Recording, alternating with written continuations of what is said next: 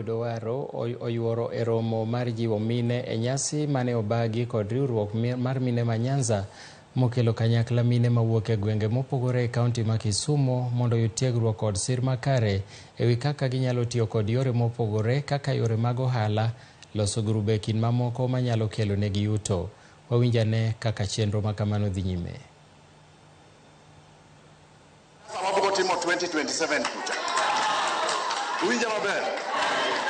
Koro dwaro ni mondo wariw sirikal lwedo. Wariw sirikal lwedo nikech kata kama ikele pesa oluoro koko. Uwinja maber. Pesa oluoro koko, kama koko nitie pesa ringo. Koro wadwaro ni mondo wabed gi kwe Nyanza ka. Nyanza ka president nigi plan maber modwa konyowa korka niang' mondo kembe mag niang' gi oti maber. En gi plan maber mar konyowa korka lupo mondo wayud rech maber kowuok e nam ka kendo dho wath ka wath waketo factory ma process rech. President yetu oselando mano. Wan gi mpango maber mar konyo mine, konyo kijende mondo gibed gi pesa mar ohala.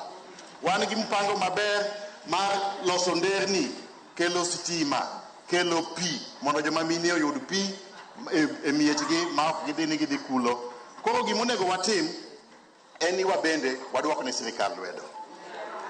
Sirikal kelo dongruok, wabende wahakikisha ni ok waketo koko mang'eny mag siasa. Ok mano ni kare. Ka chieng' moro chopo 2027 kucha kwatimo siasa. Ere jomoyie ni kwadhi mbele ka wadwa panguru mkutano maduong' kabisa mar mine mondo president obi owuoko. Kobiro uborwake, ere joma borwako president kobiro ka ne. Uyien agenda en dongruok. Agenda en dongruok. Dongruok koso dhi ndara. Wabed gi agenda mar dongruok koso dhi ndara. Uyien ni wabed gi kwe koso wabed gi koko. Ere jomoyie ni wabed gi kwe thurwa ka. Ere jomoyie ni wati gi sirikal. Ere jomoyie ni mondo ka president obiro to warwake mondo go mbaka gi joma mine. Ere kamano Nyasaye oriti. Koro akwayo ni yak. Mana tieko. Koro gima dwaro ng'ane Karen Sarach. Wadwa ni watim kama wadwokuru penjo go chap. Wadwa ni wadwok chembo chap ng'ani koro ji ol. Where's the microphone?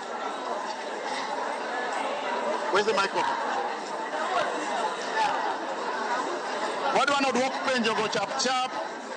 Kosetiek duongo pechego, kabro miyo u jotelo maka bro wuoyo kodu bende chap. Bas bang' mano wapango kaka wadok dala. Wasepango kaka wabo dok dala to wadwa chiemo.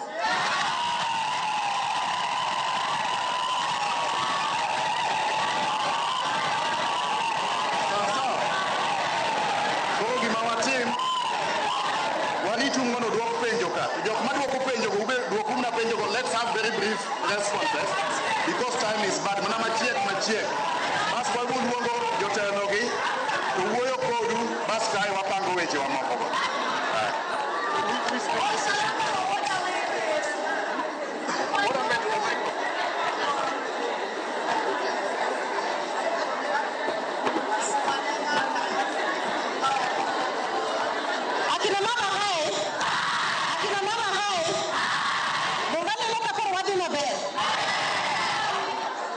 Yes, koro penjou ang'eni koro idwa dwoki.